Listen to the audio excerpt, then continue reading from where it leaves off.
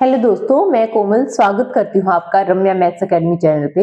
हम कर रहे हैं केवीएस, एनवीएस और ओल्ड टीजीटी पीजीटी एग्जाम्स की तैयारी। ठीक है, उसके लिए हमने बाइनोमियल थ्योरम्स चैप्टर शुरू कर रखा है। उसका आज हम करेंगे थर्ड पार्ट। 2 पार्ट हमने कंप्लीट कर लिए हैं, तो चलिए शुरू करते हैं। ठीक है, तो देखो भाई, एक क्वेश्चन है हमारा कोफिशिएंट ऑफ, हमें निकालना है coefficient of x power r in the expansion of, क्या किस चीज की एक्सपेंशन चाहिए, x प्लस 1/x। देखो, अगर आपको किसी भी चीज को अच्छे से समझना है तो बिल्कुल बिगिनिंग से शुरू करते हैं। तो अगर नए हैं तो आप फर्स्ट और सेकंड पार्ट भी जाके देखिए चैनल पे, रम्या मैथ्स एकेडमी चैनल पे जाके देखिए बाइनोमियल थ्योरम के फर्स्ट और सेकंड पार्ट। तो बिल्कुल बेसिक से चीजें आपको समझ आएंगी। ठीक है, तो चलिए, तो हमें चाहिए x पावर r का कोफिशिएंट। इसकी एक्सपेंशन में देखो, इसके एक्सपेंशन की अगर मैं जनरल टर्म निकाल लूं और उसमें x का जो पावर है उसमें r, उसकी वैल्यू r पुट करके देखूं तो वहां से कुछ बात बन सकती है। तो चलिए, T r plus 1 is equal to क्या होता है, n C r a power n minus r b power r। ठीक है, तो n की वैल्यू तो n ही है, c हमें चाहिए x पावर r। तो एक बार लिख लेते हैं n c r। a क्या है, x, x की पावर n माइनस r, और b क्या है 1/x, 1/x की पावर r। ठीक है, तो देखो यहां से क्या होगा, एन सी आर, एक्स की पावर कितनी हो जाएगी, जब ये x पावर r ही है तो ऊपर जाएगा तो माइनस r, तो x की पावर n माइनस 2r। ठीक है, तो अगर मैं यहाँ पे r1 लिख दूं कि भाई x की पावर r1, क्योंकि यहाँ पे भी हमने r ही कंसीडर कर लिया, तो n minus 2r, n minus 2r is equal to r1 आ गया।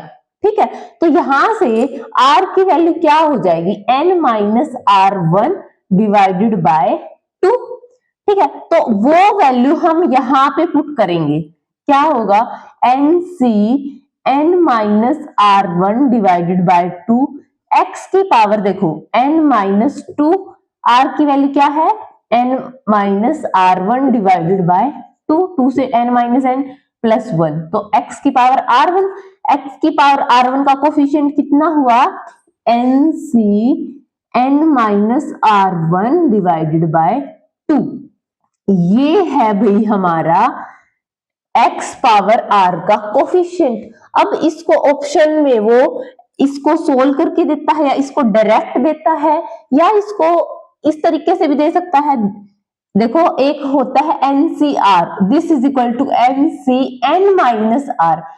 हमेशा कॉम्बिनेशन वाले क्वेश्चंस में तो हमें ध्यान रखना ही होता है, ऑप्शन इस तरीके से ना देके आपको n माइनस और n minus r1 divided by 2 जो आएगा उस फॉर्म में भी दे सकता है वो।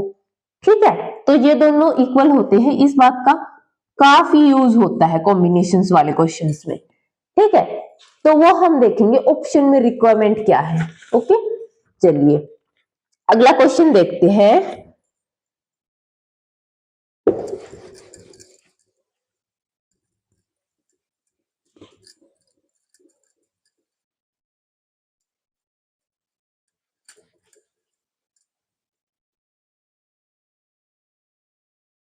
देखो भाई, हमें x की पावर 32 का कोफिशिएंट निकालना है।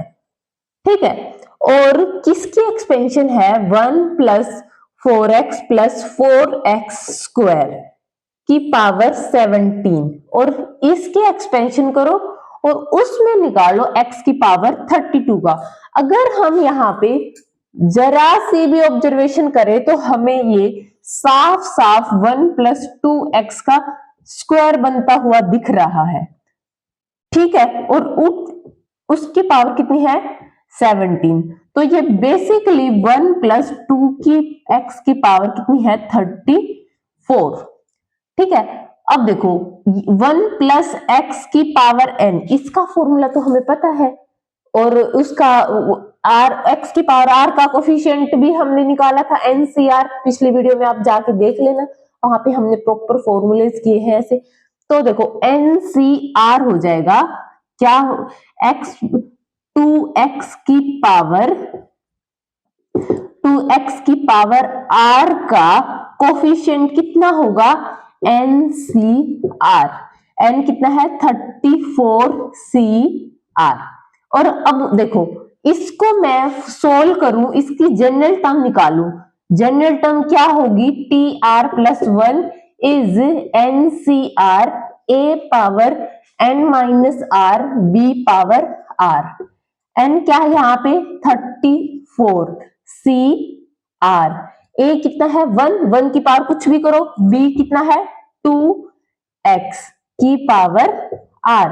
अब हमें क्या चाहिए, हमें x की पावर 32 चाहिए, तो x की पावर 32 कब आएगा, जब r की पावर 32 होगी। उस केस में कोफिशिएंट क्या बन जाएगा, कोफिशिएंट बन जाएगा 34C32 इंटू 2 की पावर 32, ये भी आएगा भाई साथ में, ठीक है, 2 की पावर 32 इंटू एक्स की पावर 32, वो तो उसका कोफिशिएंट ही बन जाएगा। अब इसको सोल्व कर सकते हैं, ये basically 34 factorial divided bye 32 factorial into 2 factorial into 2 की पावर 32, 34 इंटू 33 इंटू 32 फैक्टोरियल, 2 1 जा 2, 2 7 जा 14, दिस इज 17 इंटू 33 इंटू 2 की पावर 32। इसको सोल्व करोगे जो आंसर आएगा वो होगा हमारा कोफिशिएंट ऑफ एक्स की पावर 32।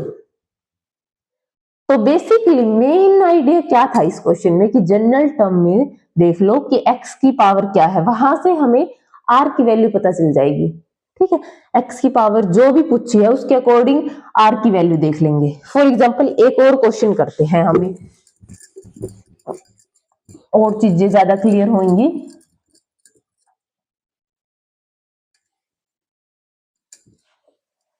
देखो भाई क्या ये पूछ रहा है 2x square minus 3/x it's power 11, क्या इस एक्सपेंशन के पास कोई भी ऐसी टर्म है जिसमें x पावर 6 आए, ये क्वेश्चन है।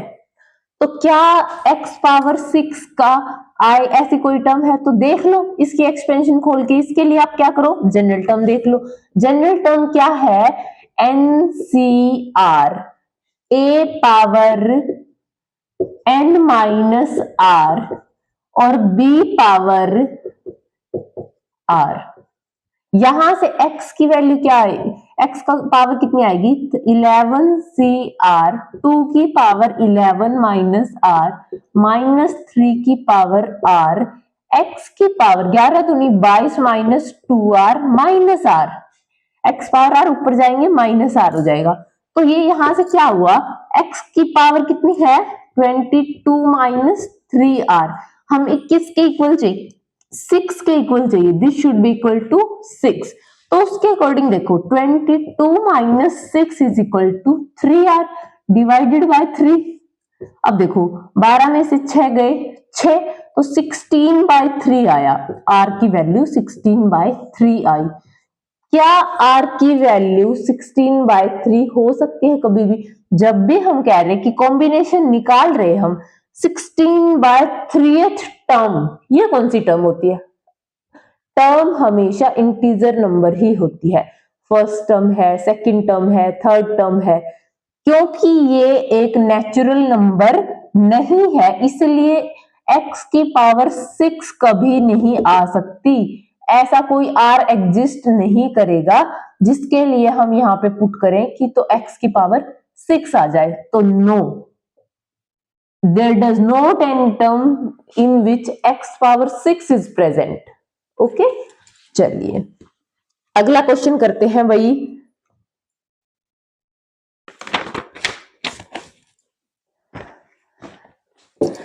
एक और आता है टर्म इंडिपेंडेंट ऑफ x, ये अभी हम सिर्फ क्वेश्चंस से कंसेप्ट सीख रहे हैं, अभी हम बहुत ज्यादा प्रैक्टिस नहीं कर रहे, हमें सिर्फ क्वेश्चन से कंसेप्ट सीखने की कोशिश कर रहे हैं, ठीक है। प्रैक्टिस की मैं अलग से वीडियो बनाऊंगी, उसमें ऑप्शंस के साथ हम क्वेश्चंस करेंगे, ठीक है। चलिए अब देखो, टर्म इंडिपेंडेंट ऑफ एक्स निकालनी है, किसकी एक्सपेंशन में, 3/2 x square minus 1 divided by 3x की पावर 6 की, इसमें क्या निकालनी है, टर्म इंडिपेंडेंट ऑफ एक्स। देख लेना भाई, इंडिपेंडेंट ऑफ एक्स। तो देखो सबसे पहले अपनी जनरल टर्म निकाल लो। जनरल टर्म क्या कहती है, this is NCR a power n minus r और b पावर r।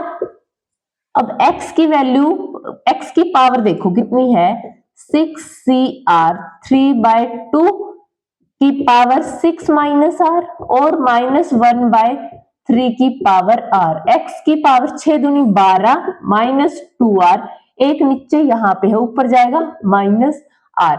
हमें चाहिए इंडिपेंडेंट ऑफ x, मतलब x की पावर 0 हो जाए। 0 कब होएगी, जब 12 minus 3r is equal to 0 हो, जब r की वैल्यू 4 हो। इसका मतलब जो 6th टर्म होगी, r की वैल्यू 4 करेंगे तो 4 + 1 = 5। 5th टर्म जो होगी वो होगी हमारी टर्म इंडिपेंडेंट ऑफ x। इस फॉर्मूले में हम r की वैल्यू 4 पुट करेंगे और जो भी कोफिशिएंट आएगा वो ही हमारी टर्म होगी इंडिपेंडेंट ऑफ x। अब ये क्वेश्चन भी पूछ सकता है कि कौन सी टर्म होगी, तो कौन सी होगी, 5th होगी, और क्या होगी वो भी बता सकते हो आप, ठीक है। तो ये था भी हमारा क्वेश्चन। चलिए अगला क्वेश्चन करते हैं।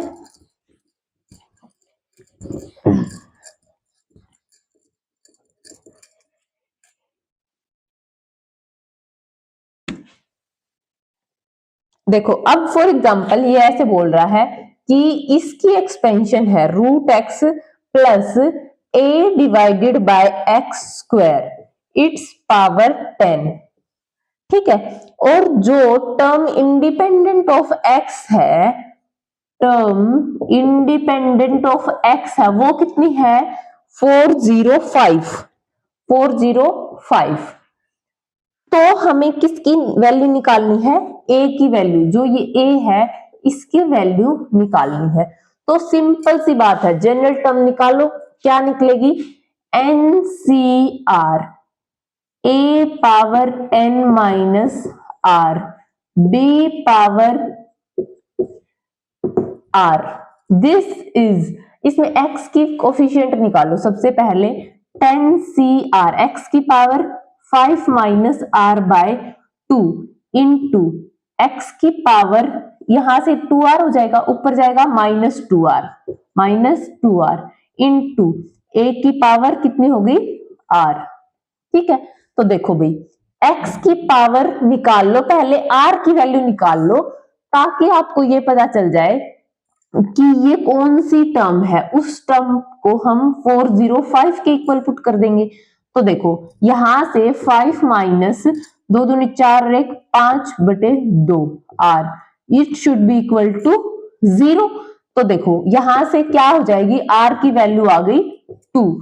तो जो थर्ड टर्म है वो है हमारी इंडिपेंडेंट ऑफ x। तो थर्ड टर्म है क्या, वो है 10C2 a power 2, this is 405। अब 10C2 निकाल सकते हो, 10 factorial divided by 2 factorial into 8 factorial, this will cancel out, 9 पंजे 45। तो a square is equal to 405 divided by 45, इसका रूट स्क्वायर रूट करोगे आप, जो भी आएगा वो आएगी हमारी a की वैल्यू। तो इस टाइप से मेन चीज ये वही है कि जनरल टर्म का पता होना चाहिए। मैंने कहा था एक तो आपको एक्सपेंशन पता होनी चाहिए, बिल्कुल स्टार्टिंग में मैंने बोला था, उसमें एक्सपेंशन पता चल गई तो ये पता चल जाएगा जनरल टर्म क्या है, बस उस पे ही पूरा चैप्टर बेस्ड है, ठीक है। चलिए और बताओ भी, और क्या करें? चलो एक और क्वेश्चन करते हैं।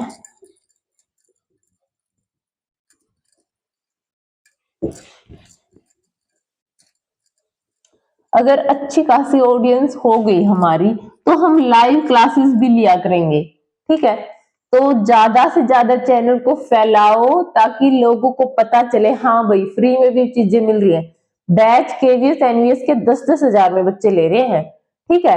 यहाँ पे मैं फ्री में करवा रही हूँ आपको सब कुछ। आप जुड़िए, आप बस पढ़िए, बस मेरा यही एम है कि मैं बिल्कुल फ्री प्रोवाइड करूं आप लोगों को एजुकेशन, ठीक है? अब देखो भाई, फाइंड m की वैल्यू फाइंड करनी है हमें, for which the coefficient of x square in the expansion of 1 plus x power m, इसके एक्सपेंशन में वो कितना है कोफिशिएंट? 6 है। किसका? x square. तो सिंपल सी बात है, 1 प्लस एक्स की पावर m है या n है, कुछ भी है, उसमें ncr होता है, तो यहाँ पे mcr हो जाएगा। और ये किसका होता है? x पावर r का कोफिशिएंट होता है। यहाँ पे x स्क्वायर है तो r की वैल्यू 2 होगी, तो दिस इज mc2। mc2 की वैल्यू कितनी दे दी उसने? 6। तो m की वैल्यू निकाल लो अब यहां से, ठीक है? तो ये क्या हो जाएगा? m factorial divided by 2 factorial into m minus 2 factorial. This is m into m minus 1 into m minus 2 factorial. तो इसको हम इस साइड ले जाएंगे, दिस इज 12। तो m square minus m minus 12, ठीक है? तो यहां से एक क्वाड्रेटिक इक्वेशन आ गई, इसको सोल्व करेंगे तो हमें m की वैल्यू मिल जाएगी, ठीक है? ये हमसे पूछ रहा है पॉजिटिव वैल्यू, तो ये यहाँ पे जो भी पॉजिटिव वैल्यू आएगी वो होगी भाई हमारी m की वैल्यू। तो m की वैल्यू हमारी आएगी यहां से 4, तो m इज इक्वल टू 4, ठीक है? मैं एक और देख लेती हूं, अगर कोई क्वेश्चन करवाने लायक मिला तो मुझे। देखो भाई, एक और क्वेश्चन करवाती हूं मैं।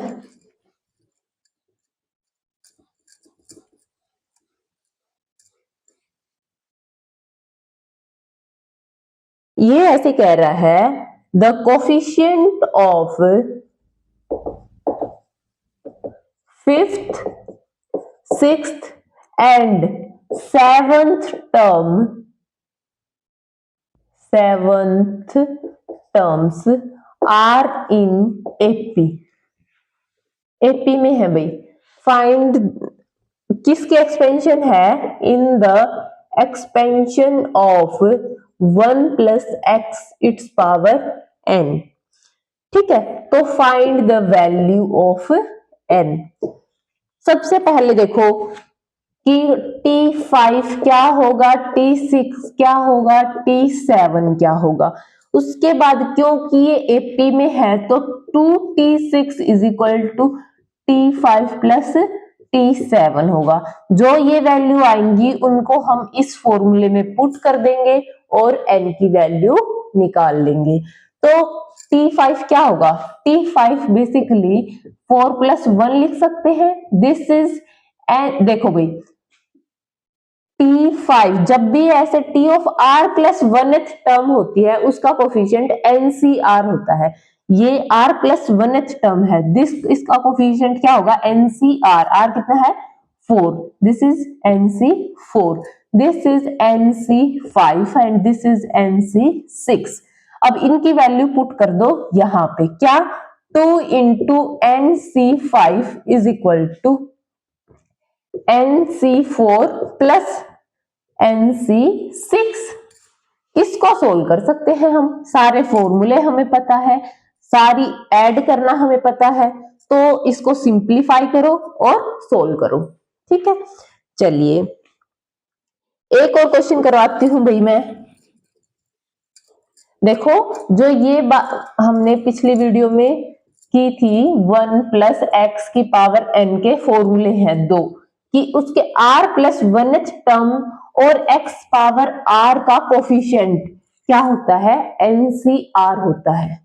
ठीक है, अब देखो भाई क्या कह रहा है, coefficient of R minus 1th term, minus 1th term है, Rth टर्म है और R प्लस 1th टर्म है, किसकी, 1x plus 1 it's power n।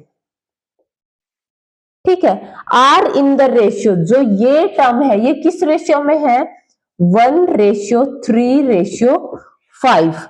तो हमें वैल्यू फाइंड आउट करनी है n और R की। ठीक है, तो देखो भाई कैसे होगा, अब ये है R minus 1th term, R minus 1th term क्या होगी, NC, मैंने बताया था कि R प्लस 1th टर्म क्या होगी, NCR।